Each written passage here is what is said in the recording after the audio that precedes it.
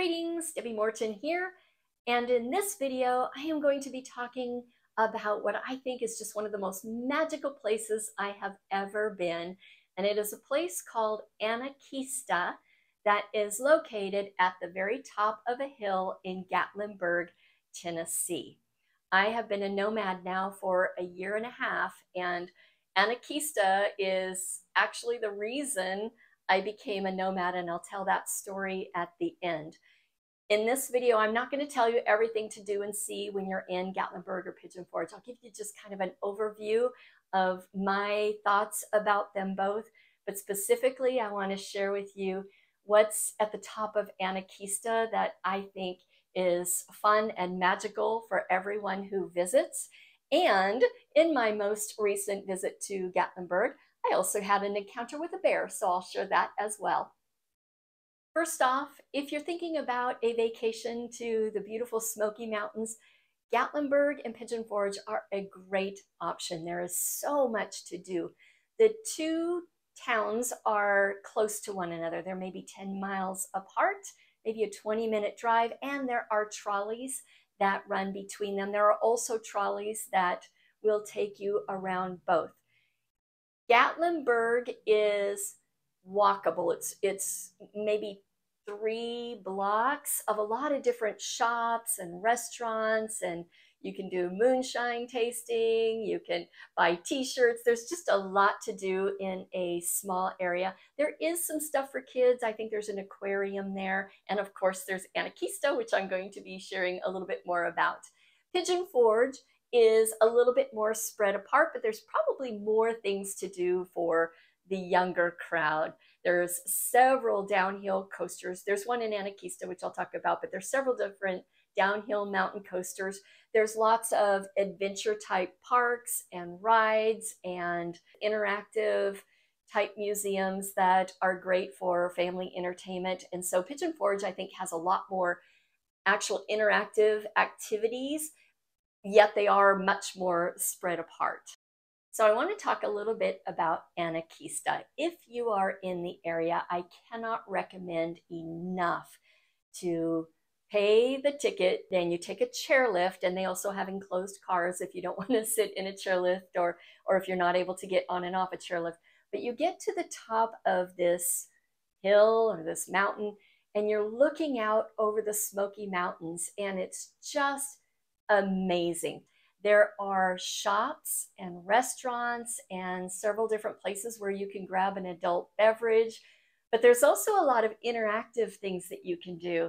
I especially love the suspension bridges. I think it's called Treetop suspension bridges or something like that. It's maybe 10 or 15 minutes to walk across all of these suspension bridges, and each one will lead to a platform on a tree, and then you walk to the next one. And you can do this both during the day, where you can look down and maybe have a bear sighting, and then you can also do it at night, where it's just magical. You're walking above the tops of trees, and all of the pathways are lit, and it's just a really cool experience at night as well.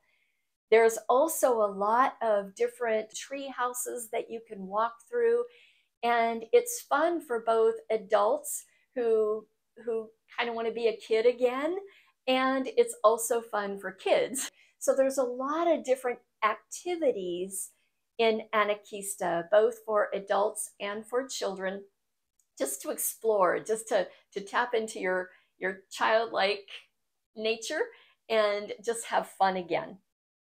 There is a huge tower, and there's no elevator to the top of the tower. You have to climb the stairs, and it is well worth it. From the top of that tower, you can see 360 degrees all the way around.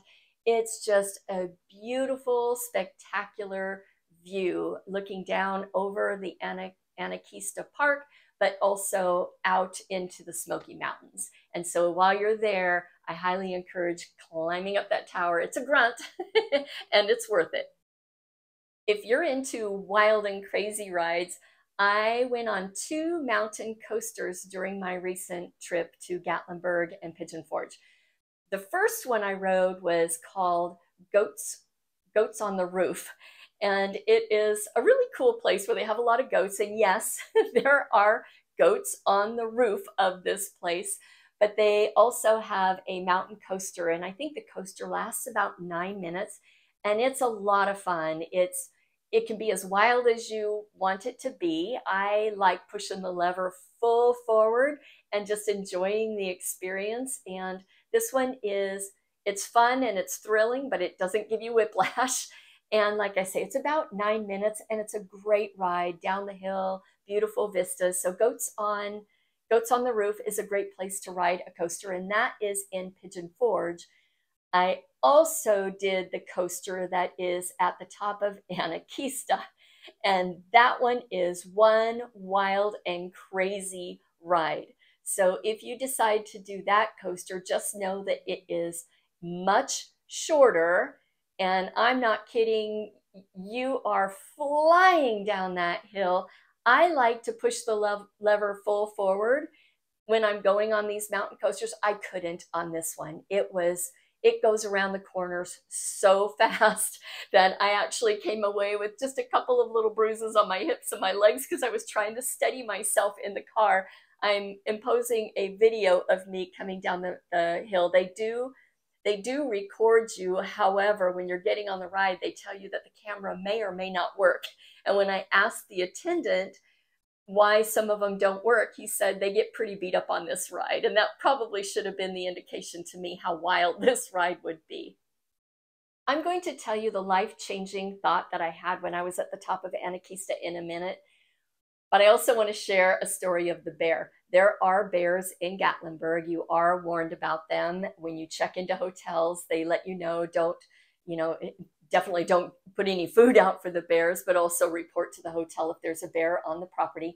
So when I was coming back from Anakeesta, oh, and by the way, Anakeesta has an activity at night called Astra Lumina, and I highly recommend you buy the ticket for Astra Lumina. It is a magical walk through the forest in the dark. It's lit enough so that it's a safe walk, but I don't know how far it is, maybe half a mile or something like that. But there's lots of different stops where they tell a story, and they create a light illusion like I've never seen before. It's like you're in another world with the lights surrounding you. So while you're at Anakeesta, make sure that you pay the extra for Astra Lumina.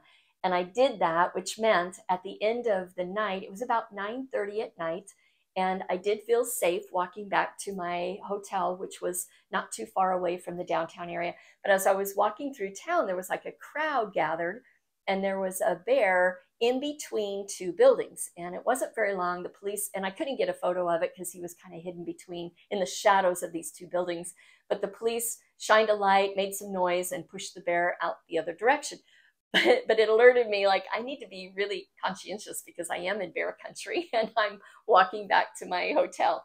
So as I got back to my hotel, I was about ready to climb the steps, and I noticed that there was something black laying on the lawn that was kind of in front of where my hotel was. I'm on the second floor, but I could see something black laying in the grass.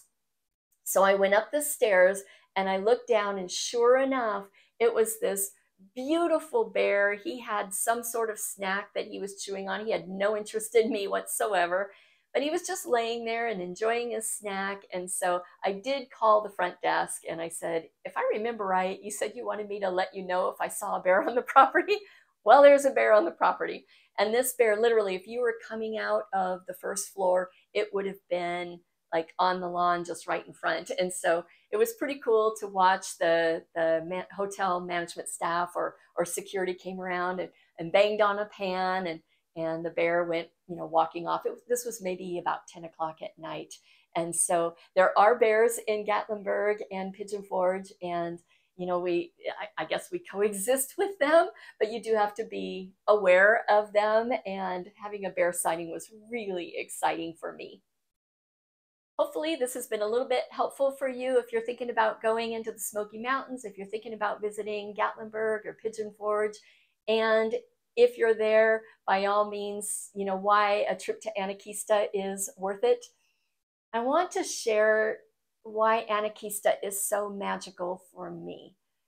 2 years ago, after my husband passed away, we had 3 trips planned. One of them was to St. Martin, and that was 3 weeks after he died. And we were going with a friend, and I decided to go on that trip because I can either grieve at home on the couch or I could grieve on the beaches of St. Martin. And St. Martin seemed a little nicer than the couch in my empty home.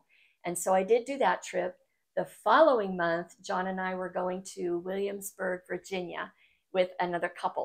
And because John wasn't with me anymore, I extended my stay, and I was maybe thinking about moving to Charlotte at that time. But my friend who I was with, she said, you know what? You need to go to Gatlinburg. And so 2 months after John died, my friend, her name is Debbie also, took me to Gatlinburg, and we went up to Anakeesta. And oh, I mispronounced that. Went up to Anakeesta. So we go to the top of Anakeesta. We walked along some of the suspension bridges. It just really took my mind off the grief that I was experiencing at the time. And there was a musician that was playing, and Debbie and I each got an adult beverage, and we sat in some rocking chairs looking out over the Smoky Mountains. And in that moment, it was just so peaceful and so relaxing, and it was so needed after everything I had been through right after my husband's passing, and all the things that I needed to get done in order to be able to still go on these trips, and just the confusion of what my next chapter was going to look like. So as we're sitting there, I said to my friend, you know, if I were to spend a lot of time in Gatlinburg, I would have annual tickets for Anakeesta. This is just an amazing, beautiful place. And I would come up here as much as I could just to relax and enjoy the beauty and enjoy some of the different attractions that are up here. And then I said, you know, John and I had a lot of timeshare points. And if I did it right and I lived in the last minute deals, I could actually spend a lot of time here. And it was in that moment that it occurred to me, I was paying a lot for timeshare points that I was having a real difficult time using because of the travel to all the different places and not knowing what my next chapter was going to look like. I didn't want to remain in Phoenix, living alone in the big home that we had. And it was in that moment at Anakeesta that I had the idea that I would sell everything that I own, and I could live out of last minute timeshare deals for probably at least a year, maybe a year and a half.